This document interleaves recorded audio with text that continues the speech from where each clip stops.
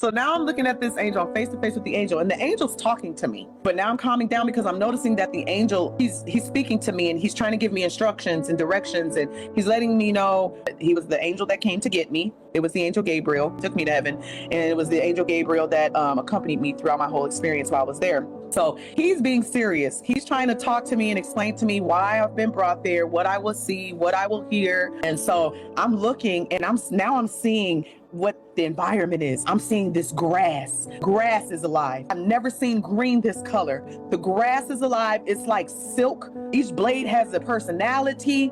They're praising God. I'm talking about the blades of grass. Blades of grass are praising God. They're literally welcoming me, like excited that I'm there. I'm seeing a sky. I'm seeing trees, palm trees. And then I'm seeing people. The joy, the excitement. It was so intense. Each person that I saw was accompanied by an angel. These angels are huge. They were very tall, between 13 and 15 feet tall. And they had these big clipboards, but they looked like scrolls, like scroll clipboards. And they were writing and reading off of them. And so they were with the people that I was seeing. The next thing I know is Angel Gabriel. He was such a gentleman. The way that he reverenced, and this is for all of us, brothers and sisters, us being God's children, his creation, his sons and daughters, angels praise and worship the Father and the Son. When they look upon us and we are of God, they see the Son in us. And so they give us that same reverence. And the angel Gabriel was such a gentleman. I was able to see miles away down.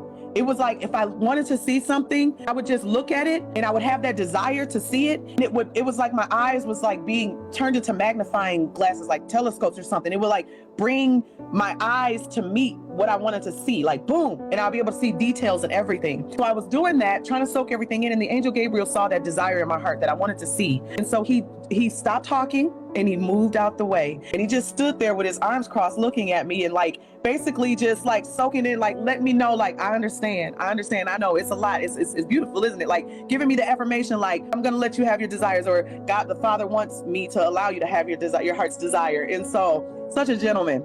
And so then the next thing I know, and so the angel Gabriel, he's standing in front of me again, and he's now going back to what he was saying, reiterating why you've been brought here, for what purpose, what you're going to see, what you're going to hear. You're going to witness the word of God. Everything that you see and have seen and will see is the word of God as it is written. And you would basically have a testimony to share. This will be your testimony for you to share with believers and unbelievers. Now I'm looking at him because I now want to take inventory of the angel. His structure, how he appeared, his physical appearance was of a human body, a human form, like, 2 arms, 2 legs, head and stuff like that, chest, stomach, thighs, calves. I knew that he wasn't human. He looked like a human, but I knew he wasn't a human. I knew he was an angelic being. And so I started at his feet. I looked at his feet, and his feet were this color, and his feet was the color of melted down pure bronze and melted down pure gold and poured it in a bowl and mixed it.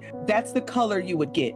Golden, like it was otherworldly color. And that was the color of his whole body. And his feet were huge. He had on gladiator style type of sandals. He had on the white of his toga, this pure white. It was pure, not a wrinkle, not a mark on it, pure white.